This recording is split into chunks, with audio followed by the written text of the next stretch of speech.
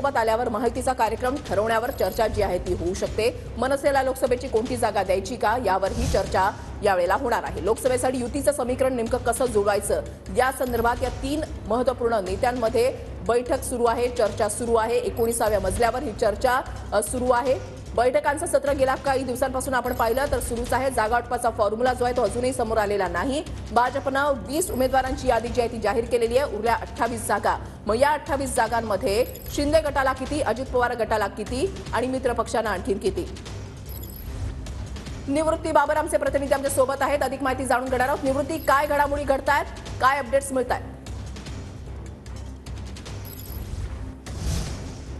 नक्कीच प्रज्ञा, आपण पाहतोय की महायुतीमध्ये आता मोठमोठ्या घडामोडी घडायला लागलेल्या आहेत। कारण की 2 दिवसापूर्वी मनसे अध्यक्ष राज ठाकरे यांनी अमित शहांची भेट घेतली होती आणि त्यानंतर महायुतीतल्या राज्यातील नेत्यांची बैठक जी आहे ती हॉटेल ताज लँड या ठिकाणी पार पडत आहे। आपण सध्या त्याच परिसरामध्ये आहोत।